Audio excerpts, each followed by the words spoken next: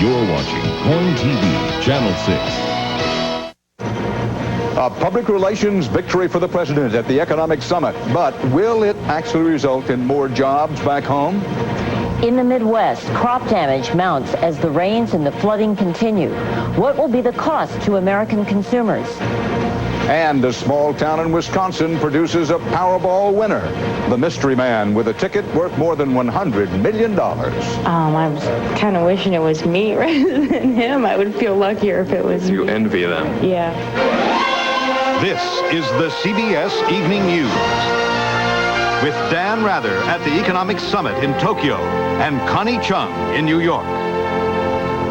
Good evening. President Clinton has wrapped up his first economic summit here in Tokyo. He's getting generally high marks, and to hear him tell it, the meeting itself was a smashing success. It is Saturday now in Tokyo. The president is having breakfast with Russia's Boris Yeltsin. Then he's off to South Korea. White House correspondent Susan Spencer covered the summit peaks and valleys. On the summit's final night, a hastily arranged dinner and last chance to reach a U.S.-Japan trade agreement, with President Clinton trying to be upbeat. We even had a sushi bar in Little Rock. After a night of negotiations, a surprise announcement, an agreement the U.S. says has enough teeth in it to get Japan to cut its trade surplus, even though it avoids what the Japanese see as quotas. For the president, a summit for which there were few expectations had somewhat mixed results. Agreement on big cuts in tariffs, but not in agriculture subsidies, casting doubt on its impact. Agreement on a substantial aid package to Russia, but $1 billion short of what he once proposed. In Tokyo, though, a newly focused White House political operation had one word for what it all meant. The jobs, the implications of that are staggering. We hope we can promote growth in our economies and jobs for our people. This really can mean an enormous number of jobs to the American people. But with floodwaters raging in the Midwest, Mr. Clinton's "I'm working for jobs" message ran the risk of becoming another flood victim. Not if he could help it. That's why I'm determined to have a federal response that rises to the occasion. In short, the White House political machine hummed for once. I think the Clinton White House in the first few months suffered from errors of omission and errors of commission. They've stopped the errors of commission, and they approached the summit with a plan as to what they wanted to do, and they did it. The fact that the other leaders here generally are in much worse political shape than he is obviously helped. The summit may well give President Clinton a boost, but he promised a lot, and now he has to deliver. Susan Spencer, CBS News, Tokyo. While President Clinton is overseas, Vice President Gore is keeping an eye on the flooding crisis here at home. Gore got Midwestern governors on the phone today to find out what they need. The vice president says he'll take a tour of the flood damage on Monday. The Mississippi is spilling over its banks tonight from Dubuque, Iowa to Chester, Illinois. Both Iowa and Missouri have now joined a list of states asking to be declared federal disaster areas. The river is more than 11 feet over flood stage in St. Louis, where Scott Pelley begins our coverage. Oh, it's a leak from the bottom of the levee. Today, St. Louis declared a state of emergency. Gotta go, guys. As floodwaters boiled up under a suburban levee. They only said we got 2 hours. Right there. People in 150 homes were ordered out. The worst we've ever seen it. Who'd ever thought it'd get like this? Now more than 10,000 are homeless, and the Mississippi keeps rising 1 foot a day, pushed on by a torrent in the north. 8 inches of rain fell on Iowa last night.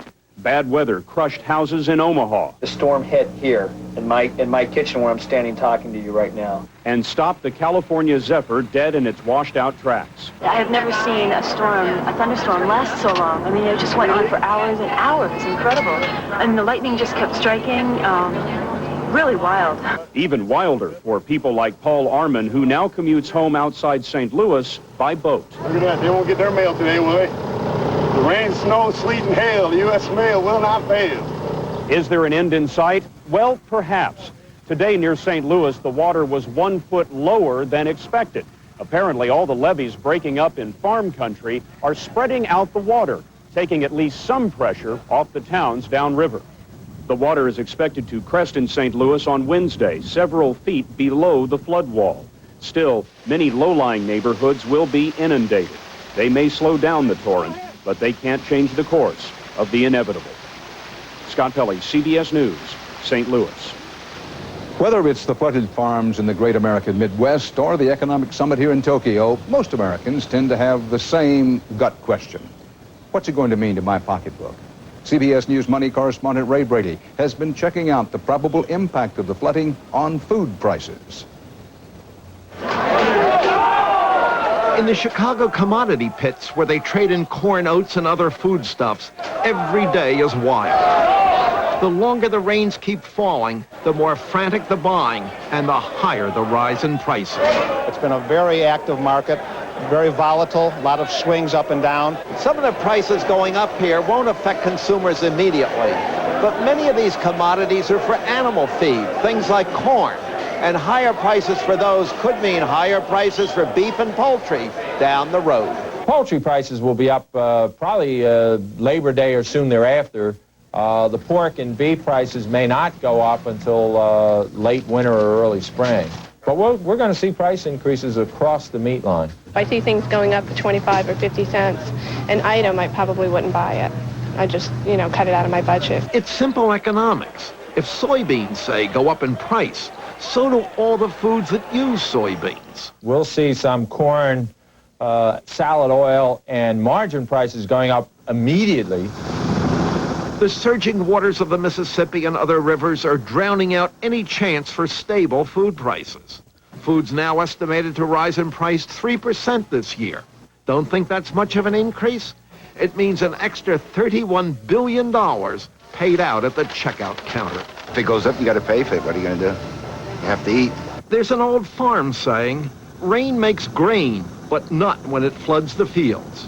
And if the rains keep coming, some economists say, so will the price increases. Ray Brady, CBS News, Chicago. Straight ahead on tonight's CBS Evening News, the abortion battleground and what could be the start of a long, tense summer.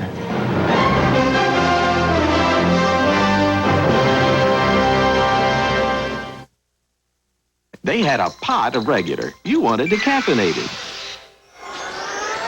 Try Folgers Coffee Singles, made with ground roast coffee and its own filter for one freshly brewed cup. Decaffeinated Folgers Singles, the ultimate one-cup coffee machine. Now the original cleaner Prel Green is back. Work. Clean.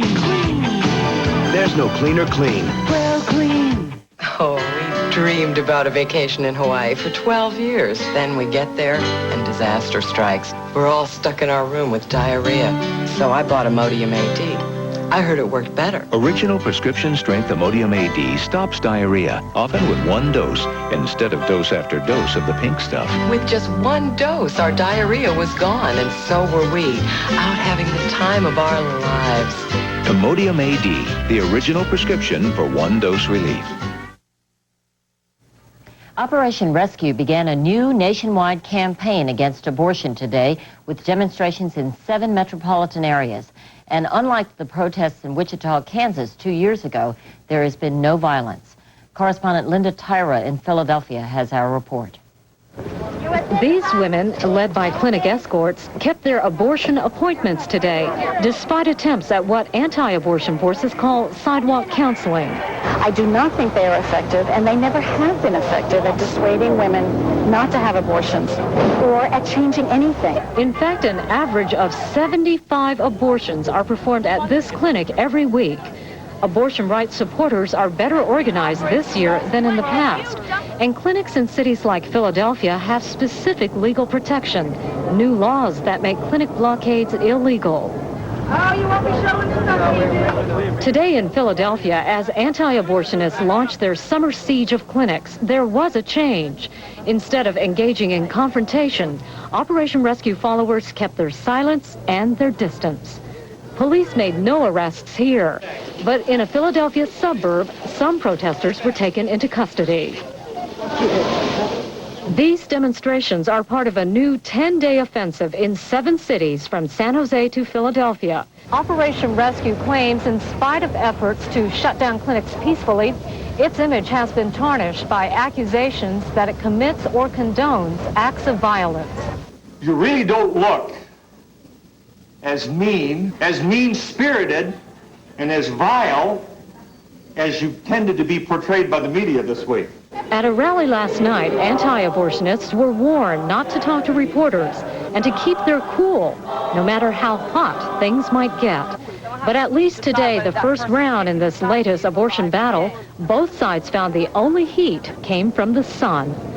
Linda Tyrus, CBS News, Philadelphia. Communist North Korea says it will return the remains of 17 U.S. soldiers killed in the Korean War. What is called a goodwill gesture, timed to coincide with President Clinton's visit to South Korea this weekend. More than 8,000 Americans who fought in Korea in the 1950s are still unaccounted for. Now from around the world, more CBS News. The United States has asked Mexico to take charge of more than 600 Chinese refugees intercepted by the Coast Guard on ships off the Mexican coast. The U.S. will pay the cost of returning them to China unless they can make a case for political asylum here. All right, controversial Egyptian sheikh has lost a bid for political asylum. The U.S. Board of Immigration Appeals upheld a deportation order against Sheikh Omar Abdel Rahman, whose followers have been linked to the World Trade Center bombing. In Florida, amateur videotape earned a $250,000 reward for a Michigan couple. They caught someone from their cruise ship dumping bags of garbage overboard. A federal judge fined the shipping line $500,000 and gave half of it as a bounty to the vigilant vacationers. At Chicago's O'Hare Airport, a busy travel day turned into a nightmare when a car went out of control at a rental car counter. One person was killed, 4 injured. And scientists say they are now 99% sure that bones discovered in a Russian forest are those of Tsar Nicholas Romanov and his family. It is believed they were executed after the Russian Revolution on secret orders from Vladimir Lenin.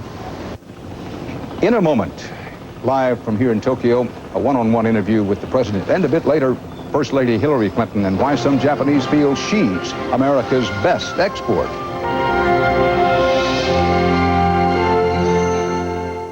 Do you have a problem with food sticking to your barbecue? Just spray all-natural Pam on a cold grill and your problem will go away. Pam makes summer less sticky. If you are willing to give up AT&T quality on a business call to Seoul, another company's rate could save you 8-1. In your money, that's about 1 cent. Leaving AT&T doesn't make a lot of sense.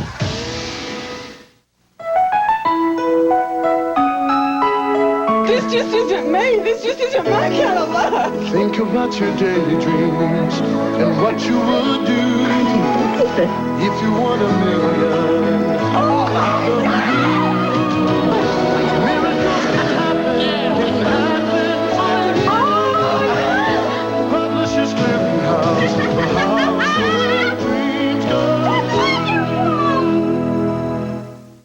A woman is different than a man. Her system is 3 times as likely to become irregular, and harsh laxatives can upset her. Correctol is the gentle laxative made especially for women. Its special formula combines a mild laxative with a softener, so it works gently, predictably, overnight. No wonder more women trust their systems to it. Correctol, the woman's gentle laxative. You can trust it. Now also in new easy-to-swallow caplets. If someone told you that a shark might turn out to be man's best friend in fighting cancer, would you believe it? You will if you watch 60 Minutes Sunday. This was President Clinton's first overseas trip as president. By all estimates, he established a command presence. He kept the focus on U.S. domestic issues, and he stressed that he was here on behalf of the American people. As the summit ended, I sat down with the president for a wide-ranging talk covering subjects from trade to national security to gays in the military to jobs. The real problem is whether we're in a period of worldwide stagnation where most people have jobs, but millions don't. Inflation's not too bad, but your income never goes up. That's why this trade agreement we made here is so important. A wealthy country, I'm convinced, can only grow wealthier and create more jobs if there is some global economic growth. Because if we can't create jobs and see incomes go up, it's very hard to maintain a successful democracy. You said that what happened here this week is going to create, and I quote you directly, I think, hundreds of thousands of new jobs in the United States. One, when will we start seeing those new jobs appear? 2, what kind of jobs are they likely to be? We, the 7 industrialized nations, have reached an agreement to lower tariffs by more than ever before in history on manufactured goods.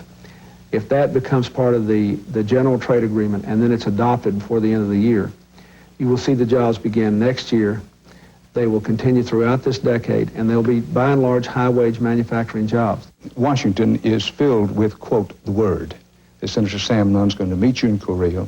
What Senator Nunn is going to say to you is that Les Aspin now agrees with the chairman of the Joint Chiefs, and he's going to present to you, this is what we want to do on gays in the military. And it will not say it's all right for people in the military to be open about their homosexuality. Is any of that true? Not to my knowledge.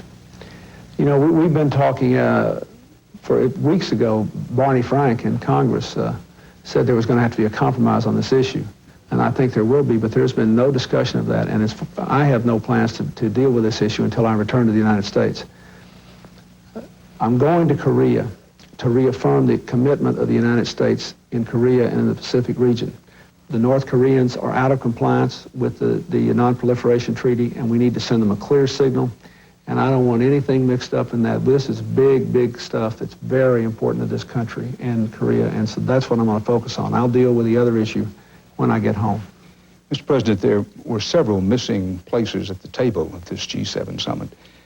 Talk to the American people for a moment about China, what's happening in China. The Japanese look at that. I gather they're very, very afraid of what's happening in China. Was that your impression here? No, my impression is they see China as a big opportunity for them as long as the Chinese are peaceful. That is, I think the Japanese, like all the G7 countries, are worried that the Chinese, they want the Chinese to observe human rights. They want the Chinese to trade fairly. And they don't want the Chinese to help proliferate dangerous weapons by giving them to rogue regimes. They feel the way we do about that. Can China be helpful? Has China been helpful in trying to reduce the danger of the North Koreans and their nuclear capability? They have, and I compliment them on that. And that's given me great hope for the development of our relations with China. I don't think they want North Korea to become a nuclear power. The Japanese do not want North Korea to become a nuclear power. They know that it's not good for them. And I think together we're going to have a good result there. We're going to keep working on it. Mr. President, thank you. Thank you. Just behind our location here, Russia's Boris Yeltsin and his motorcade are passing by. President Clinton has said goodbye to them. That interview with the president happened just a short while ago. From here now, he goes on to South Korea, and after that, a short vacation with his wife and daughter in Hawaii. Connie? Dan, still to come on tonight's CBS Evening News, the search for a sudden millionaire and his very lucky fiancée.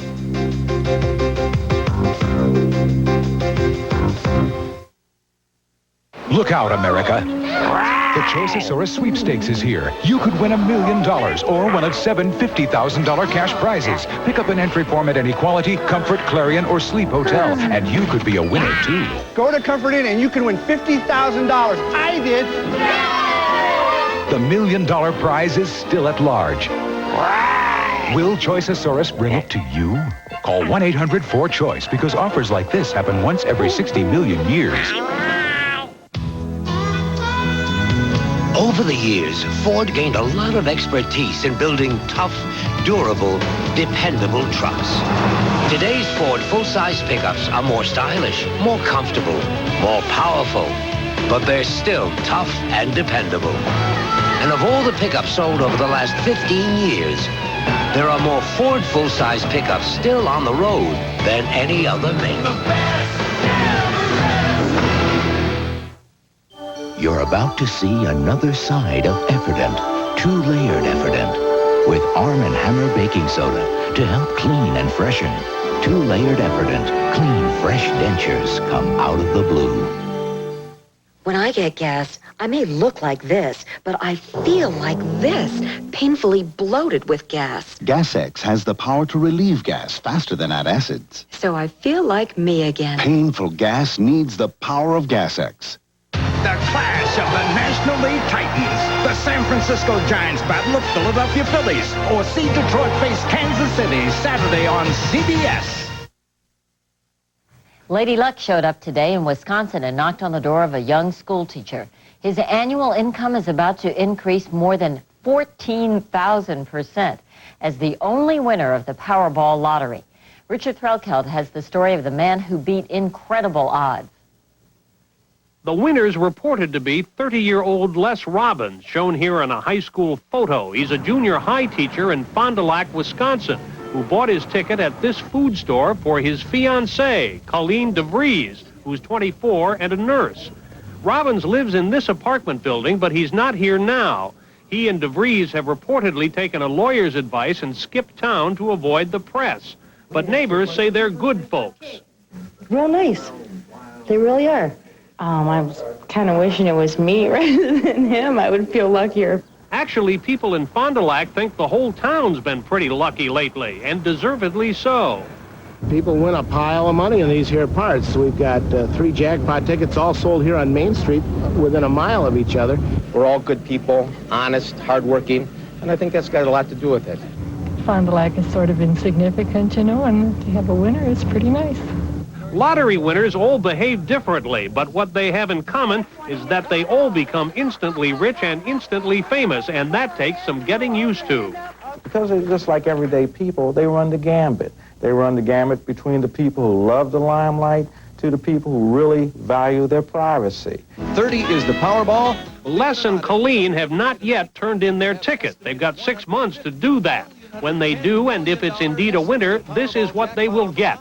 $111,240,463.11. That means that the first check will be $5 million. This is before taxes, mind you. $5,562,463.11. Next year, and the year after that, and every year till the year 2013. Richard Threlkeld, CBS News, New York. Coming up on tonight's CBS Evening News, live from the Economic Summit here in Tokyo, Far East fascination with the woman known in Japanese as Super Lady.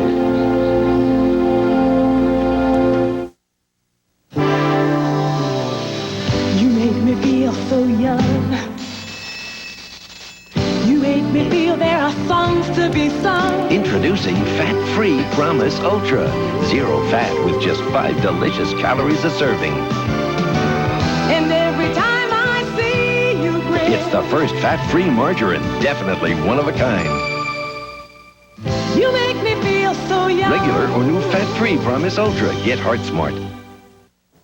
I really didn't want my husband to color his gray hair. But then I discovered this, the hair coloring called Just for Men. And now he looks better than ever. Simply apply Just for Men, and in 5 minutes, rinse. Just for Men blends away the gray for a totally natural look. No wonder 8 out of 10 wives of Just for Men users prefer it to the gray look.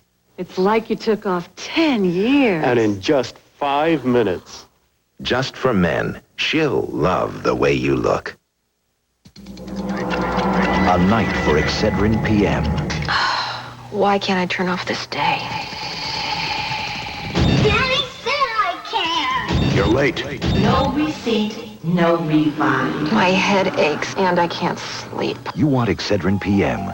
Strong aspirin-free headache medicine you can feel good about, plus a gentle ingredient to help you sleep. They're sending me to Paris. Alone. Turn off the day with Excedrin PM, and rest assured it's aspirin-free.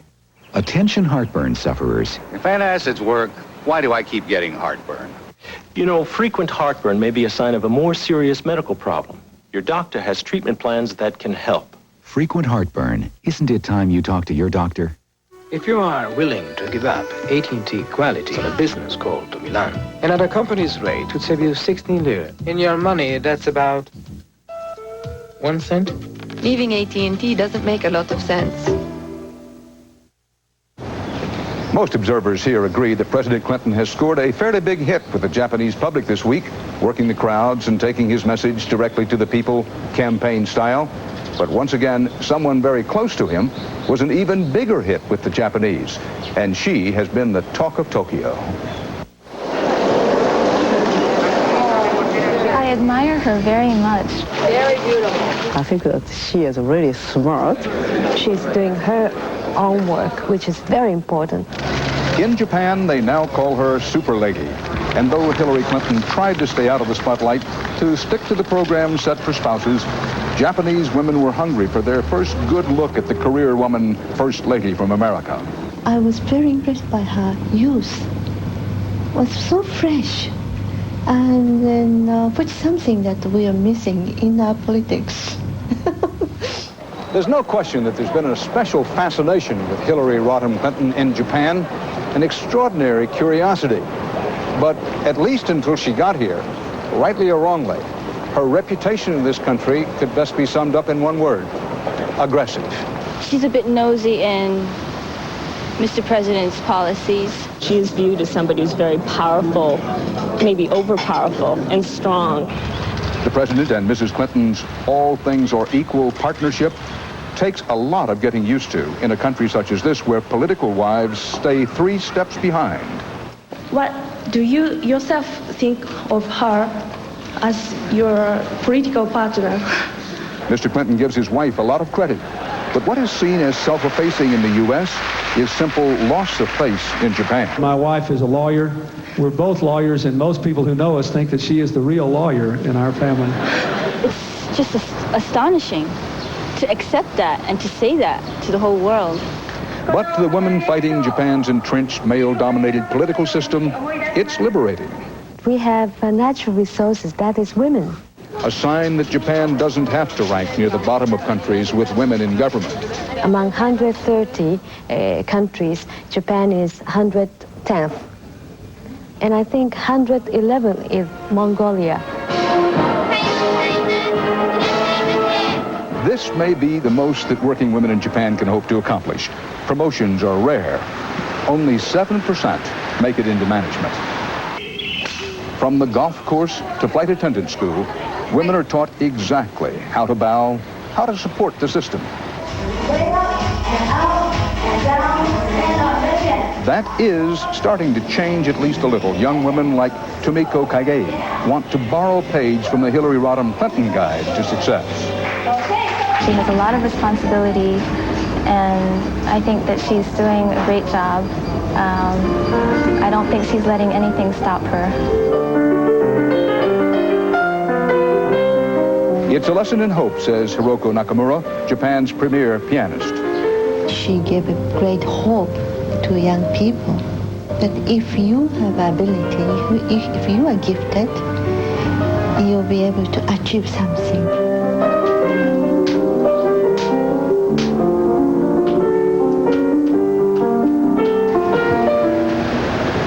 Ability and achievement, part of our world tonight. That's it from Tokyo. On Monday on this broadcast, I'll be reporting live from the banks of the mighty Mississippi. Bob Schieffer has the news tomorrow. Thank you for joining us. For Dan and all of us at CBS News, have a great weekend, and we'll see you on Monday.